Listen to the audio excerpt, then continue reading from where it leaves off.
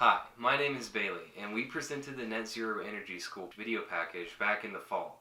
Since then, we have gotten done with the production and post-production stages with the help of PBS Student Reporting Labs. So back in December, we traveled down to the school and began the production stage. We interviewed the principal, the architect, the PR person, and the energy manager of the school.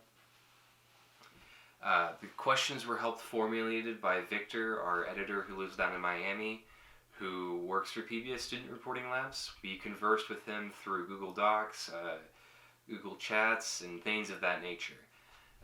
So while we were also down there, we got a list of B-roll shots of everything that we needed to get at the school, so that whenever we start making the video, the audience has sort of a sense of what the school looks like and kind of like what they're talking about, things of that nature. And yeah, so as soon as we got back, the production stage ended and the post-production stage began.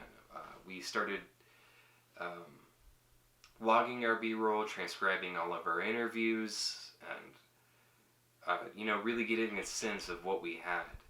As soon as we had a really good sense of what we had and everything that we gathered, we started working on the script. Now, the script took a pretty long time to make due to the fact that we were sending it back and forth to Victor through Google Docs. But as soon as we got the script done, he told us to go and start editing a rough draft, and that's what we did. And the rough draft also took a pretty long time to make due to the fact that we had a lot of graphics to make and After Effects. And Victor really helped us in that as well. So as soon as we had the rough draft up, we sent it to Victor through Frame.io, which is a program that you can send videos through, and it has a timeline, and the other person can comment on, what needs to change here, what needs to change here, maybe color correct here, things like that. So he had some comments on there like, maybe don't use this as your first shot, that you need to bring your audio up here, color correct here, just normal things in a rough draft that you need to fix. So we started working on it, and before we could get it done, the coronavirus happened, and we were forced to kind of like renovate. And I took home a computer, and I started working on it more, and talked to Victor more, and kind of got a sense of what needs to go where, and eventually I got it done.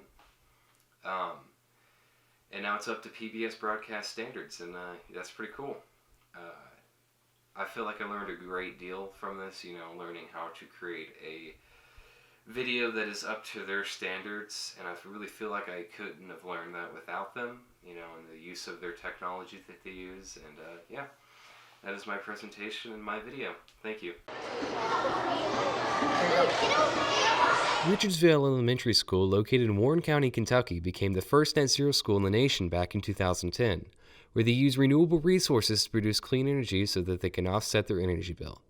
Jay Wilson, the energy manager, explains. With Richardsville Elementary School, we found that we could not only offset the cost of our school's utility budget, but actually be a net positive school. At the end of each year, we've been able to receive from our utility company a check of about $30,000, and that's without paying a utility bill all year long. Plus that $30,000 then is coming back to our general funds. A typical school uses 75% more energy than that of a net zero school. Because of this, a net zero school is not only able to receive a check of $30,000 from the energy company, but also diminish a $200,000 energy bill they would have to pay. They were able to do this because the architects who designed it to use less energy, as well as planned for clean energy initiatives to be implemented throughout the building. Kenny Stanfield, the principal architect on the building, explains. Richardsville is constructed of insulated concrete forms. They look like giant styrofoam Legos, and you stack them together and fill them with concrete, and then that becomes your structure of the building. And so it's an incredibly well insulated system. The building configuration is very simple. It's a compact box.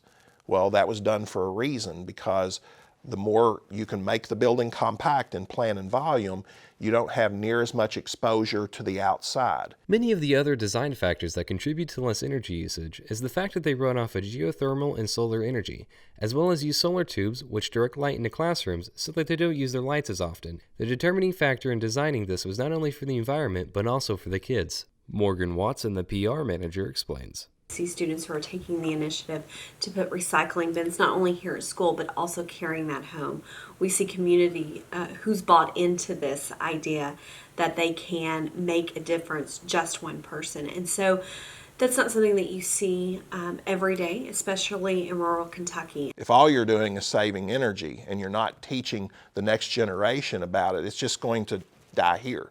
You know, we need that message to be loud and clear, because it's the next generation that's going to have the greatest impact on policies, procedures, and things we do to protect the environment and change the whole how energy use is affecting climate change. The money being saved by not having an energy bill is being redirected to the teachers as well as the classroom for students. A lot of folks don't realize that the same pot of money that pays teacher salaries is the same pot of money that pays the utility bills. And so if we can take a new school and reduce energy consumption by 75%, well, that's a lot of money that can go to student achievement. Looking ahead towards the future, Warren County already has 8 net zero ready schools in the works for the up and coming years. Their goal, as well as Kinney's goal, is to make net zero schools a commonplace across the U.S. There's something here that's for everybody. And everyone should be able to come together and say, this is simply the best way that we can design a learning environment for our students and then protect the environment for future generations.